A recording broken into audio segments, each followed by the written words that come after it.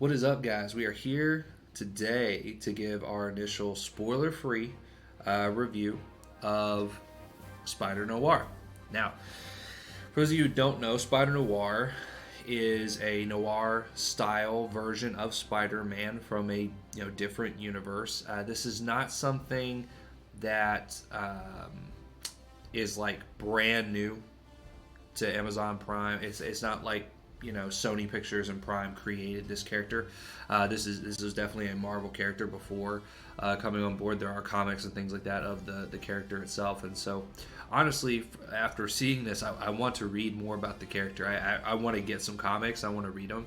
I think it's going to be really interesting to see more about this because it had a great story. It really did. It had a really good story, really good characters. The acting in this was great. Okay, and my wife asked me at one point. She's like, "What do you think about Nicolas Cage's acting?" Because I mean, she's probably not a big Nicolas Cage fan in general, if I had to guess. But I said honestly, I think he did really good for the role because I think the role doesn't have much to it, and when the times that there was depth and there were times that there was more, I think he gave us that. Um, the accent, it's hard to do the accent of some of these things sometimes. So him coming in and say, "I'm the spider," I mean, just some of the accent. I mean, yeah, that's going to be a little odd, but that happens with a lot of things. But I think the acting overall was done really, really well. They had a female in this that did an amazing job, in my opinion. We got to see Mad Eye Moody come back and do a really good job in this. The guy who played Mad Eye Moody in Harry Potter, and the rest of the contributing cast. I mean, I think they all did a really good job. I think they bought into this. I think they understood what the project was, what the goal was. So I think it was done really well. Now, first off, the question is going to be: should you watch this in black and white, or should you watch this in color? You should watch this in black and white. I'm telling you 100%. I've seen this in color, and I've seen this in black and white, and my personal preference that I would tell anybody to watch this in is black and white. And the reason why is because there are things that happen in this that the black and white adds more tone to it. It adds more atmosphere, more depth to what you're seeing, the ambiance. It really adds to the piece. Mainly because of the time period that it's based within, but there's sometimes that there's certain actions and things like that, and the black and white actually helps to draw you in more. The color kind of helps pull you out a little bit. So I would personally say that you should watch this in black and white. And I'm not a huge fan of black and white films. I'm not a huge fan of them. I grew up in the age of color pictures, and so this surprised me that I preferred black and white. The other thing that I will say is, it is a great story. They did a good job capturing the story of this. And again, I want to read more comics and things like that about this and get more ingrained into Spider Noir to see if, this was copy and paste from something in the comics, which if it is, great. Because I think we need some more of that. We need some more things like that with Star Wars and stuff where you're not recreating the wheel. Like, just do what fans like already. Do what sells in the books and stuff. I mean, I think we need to get back to that a little bit more with some of these franchises. But, overall, I would probably have to rate this. I'd probably have to rate this like an 8 out of 10. I'd probably give it an 8 out of 10. There's definitely some greater picture things that I would like to see from this. There's some a bigger storyline or a bigger plot that could have been there. That didn't happen, and I think that was kind of a miss. But overall, I did like the story a lot. Like I said, the acting was great. It was shot well. Visuals were done well. The lighting was done well. The dialogue was really good. The dialogue was really good. And Nicolas Cage's character has to be very stone-faced a lot of the times. He's kind of a jerk. He's kind of this wisecracking type of person, but it's a very dry type of humor, very dry, salty type of humor, and character to him, and I think he pulled that off really well, especially from some of the other characters that he's done in the past.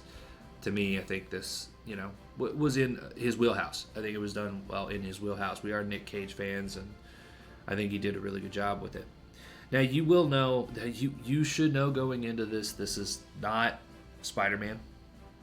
This is absolutely not Spider-Man. This is not Disney Spider-Man. This is not Marvel Cinematic Universe Spider-Man. Sony Pictures owns Spider-Man, and this is a great showing of how there are characters that